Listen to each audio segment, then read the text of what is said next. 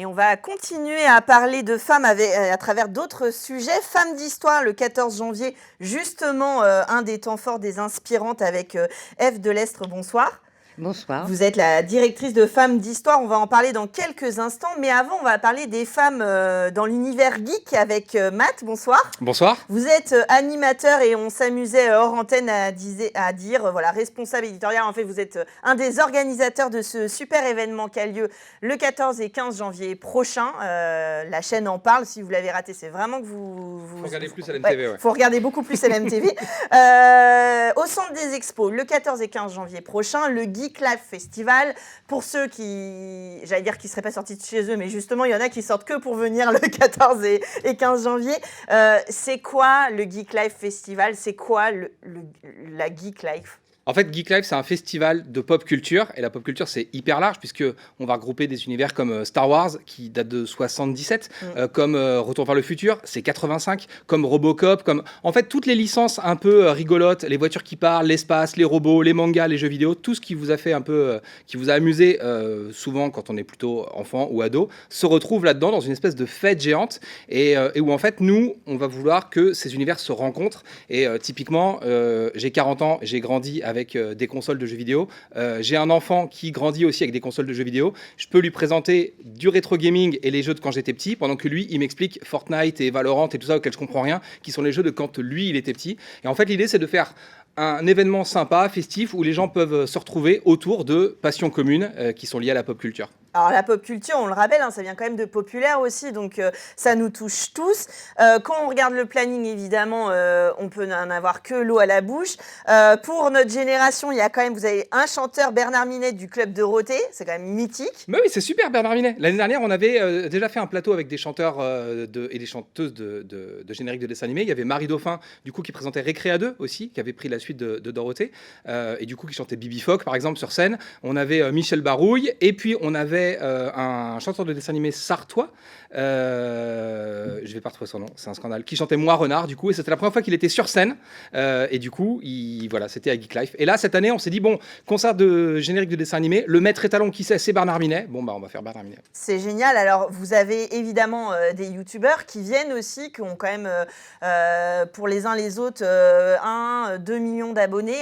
Vous avez des stars de la pop culture qui viennent pour la programmation, pour... alors, ça a l'air de vous surprendre, mais ça ressemble à un vrai salon, en fait, ça ressemble à un vrai festival. Non, c'est pas ça, c'est que je fais un peu cocorico, c'est-à-dire que comme tous mes invités, je le dis, au Mans, il s'en passe des choses, je le dis toutes les semaines, mais encore plus là, c'est parce qu'il y a quelques personnes qui ne sont pas aguerries au Geek Life, ils ne savent pas forcément à quel point ça peut enjoyer les foules, notamment avec les images géniales de cosplay qu'on a chaque année, parce que il y a plein de gens qui viennent en endossant le costume de leur personnage de pop culture. Ils font plus qu'endosser les costumes de leurs personnages. Quand ils viennent les incarner sur le salon, c'est la face visible de l'iceberg. C'est-à-dire que si vous avez des gens tout à fait normaux et installés dans la vie qui s'habillent en personnages de manga, de jeux vidéo, de dessins animés et qui viennent au salon, c'est parce qu'avant, pendant 6 mois, ils ont fabriqué l'armure chez eux. Et pour fabriquer les armures, y a des gens qui apprennent à fabriquer, à faire du moulage. On a eu des gens qui avaient fait des armures médiévales inspirées de l'univers de la série The Witcher, par exemple. J'ai en tête l'exemple d'une cosplayeuse qui a réappris à faire de la couture de cuir façon médiévale pour que son armure, elle ne détonne pas. Donc il y a aussi un vrai savoir-faire, une vraie valeur ajoutée. Et du coup, tout ça, c'est pas futile du tout, en fait. Ça permet aussi de réapprendre des techniques, ça permet de se concentrer sur autre chose. Puis après, c'est tout bête, mais pendant qu'on fait ça, on regarde pas aussi tous les trucs débiles qu'on peut voir à la télé. C'est comme vous le dites, ça fait partie de notre histoire culturelle de tous les domaines, justement, la pop culture, parce que ça peut être ce qu'on mange, ce qu'on regarde, ce qu'on chante, à quoi on joue, comment on s'habille, etc. C'est ce qui vous fait vibrer. Il y a vraiment tout, exactement. Si vous voyez le succès d'Avatar, par exemple, les gens attendaient Avatar 2 depuis une dizaine d'années. Il y a une vraie passion pour ces trucs-là. On est attaché à... Il y a des personnages qui vous font vibrer, il y a des licences qui vous font vibrer. Alors ça peut être, je sais pas, on peut être attaché genre à Supercopter ou à K2000. Ça paraît kitsch, mais c'est encore... ça vous a fait vibrer quand vous étiez petit. Et il y a cette petite pointe d'émotion, quoi. On est attaché à des univers imaginaires. Et comme on l'était avec les personnages des contes de Grimm avant, ou ce genre Exactement. de choses. C'est la Et culture puis populaire. si ils restent encore aujourd'hui, c'est justement parce qu'ils sont fondés comme ça à partir d'une histoire, d'une culture, et qui s'imprègnent des uns des autres, et qui sont un peu futuristes. Comme on le disait, c'est loin d'être futile. Vous avez aussi des conférences, des rencontres. Et par exemple, vous avez une conférence des afro-gameuses sur la place Ouais. des afro-américains dans la pop culture. Des afro-descendants dans la pop culture. Ouais. Et en fait, comment dire, encore une fois, la pop culture, c'est pas que des personnages qui font des lasers avec leurs yeux et tout ça. Il y a beaucoup de politique dans toutes les œuvres Bien de sûr. fiction qu'on peut voir. Et nous, on a choisi de mettre le curseur en avant là-dessus parce que il y a plein de gens qui sont pas représentés, qui n'existent pas dans la pop culture, qui principalement reproduit le schéma du héros blanc, viril et tout ça. Et en fait, il y a plein d'autres stéréotypes. Il y a plein d'autres types de personnages qui pourraient exister. Et nous, on a tenté de mettre en fait cette idée au centre de la table, de façon à ce que tout le monde puisse être un peu confronté à ça et qu'on puisse en discuter. Vous êtes d'accord, pas d'accord? On va en discuter sur le festival, quoi. Alors, c'est intéressant parce qu'il y a l'effort d'inclusion et puis vous posez la question de justement le cosplay, les personnages, etc. Comment ça pourrait être vecteur d'inclusion? On a l'image très négative du geek qui est caché derrière ses écrans, alors que justement, ça peut être aussi une ouverture, une découverte, un échange culturel.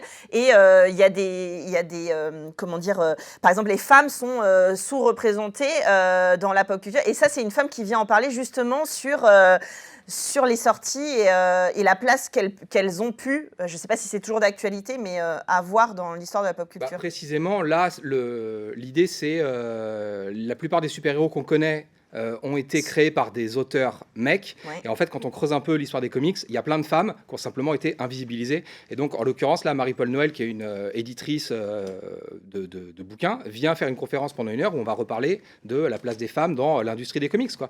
Et comme dans l'histoire de l'art en général, où il y a plein de femmes ou de femmes qui ont été invisibilisées et qui en fait existent, parce qu'évidemment, il y a des femmes qui participent à tout ça. D'ailleurs, votre public, il est super familial, il est mixte, évidemment. En fait, on l'a jamais genré. Je vais pas dire que ça nous intéresse pas, mais je cherche pas à savoir si j'ai des vieux ou si j'ai des jeunes. Ouais. Je cherche pas à savoir si j'ai des femmes. C'est ou même si j'ai inclusif parce que justement, à travers cette pop culture en général, il y a des personnages de la pop culture qui sont même pas genrés. Justement, on se pose même pas la question puisqu'ils sont inventés de toutes pièces. et puis, si on reparle du cosplay, par exemple, vous êtes une femme et vous pouvez incarner un personnage homme, ça pose pas de problème. On peut dans un jeu vidéo être un gamer mec et faire un jeu avec, par exemple, Tomb Raider, Lara Croft.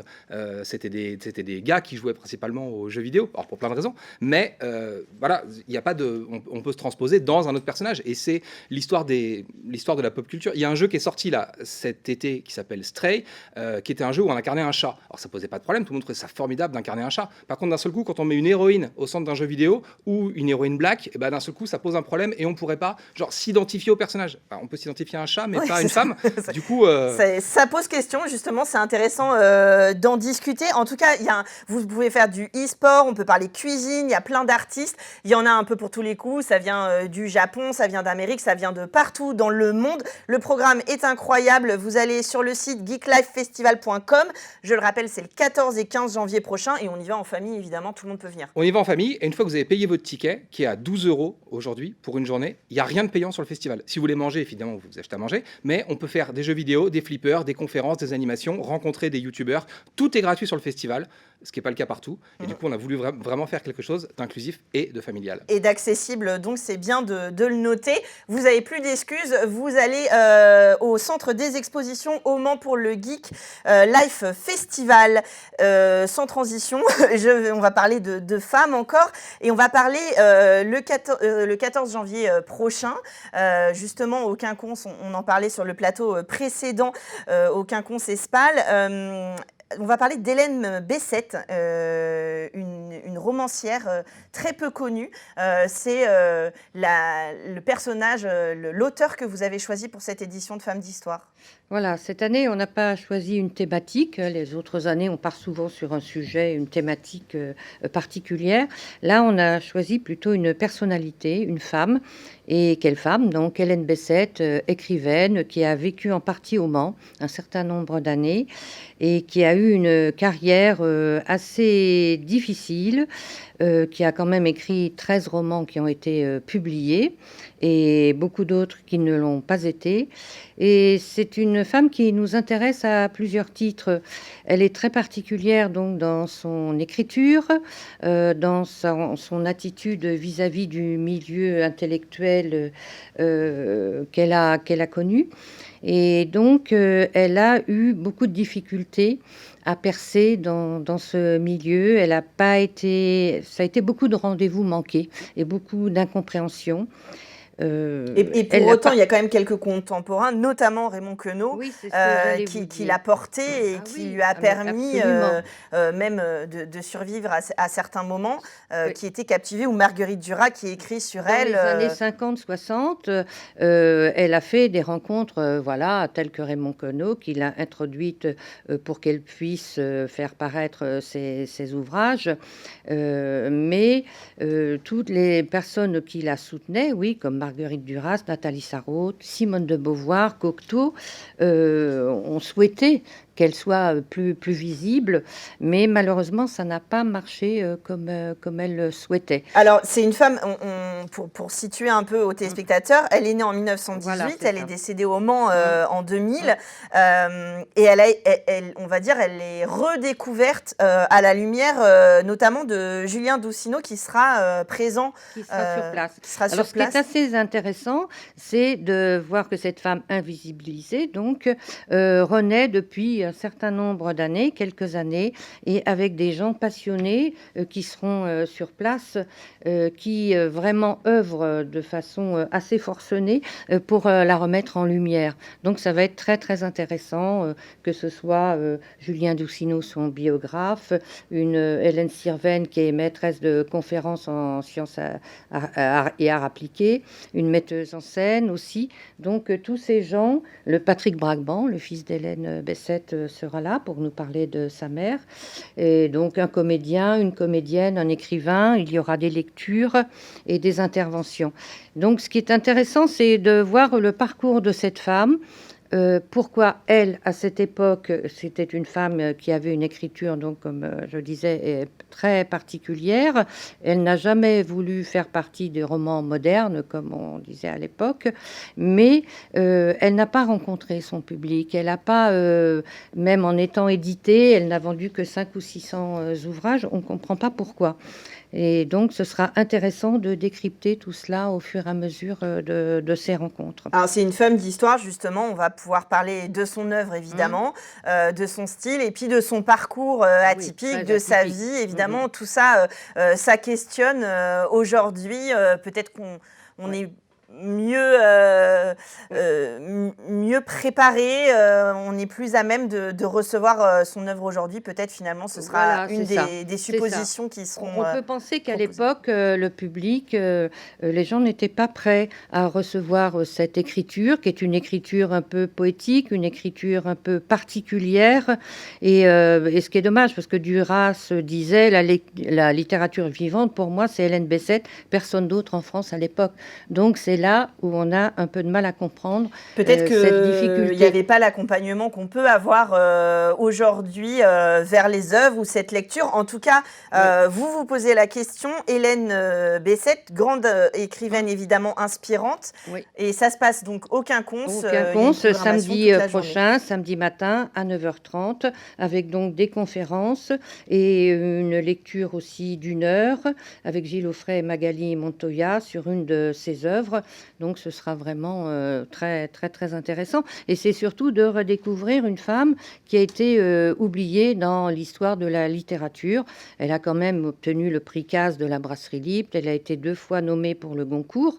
Donc c'est quand même une écrivaine qui avait un talent certain.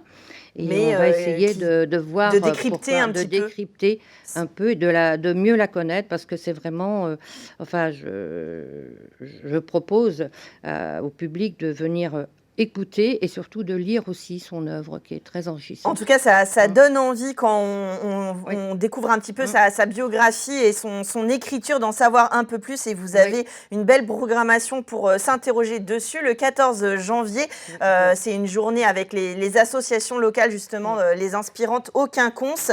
Et puis, je le rappelle, le même jour, vous pouvez faire le grand écart. Il n'y a pas de problème. Les 14 et 15 janvier prochains, le Geek Live Festival. Merci à tous les deux d'être venus nous parler de votre programmation, et qu'on continue pour les semaines à venir tout de suite dans Culturel.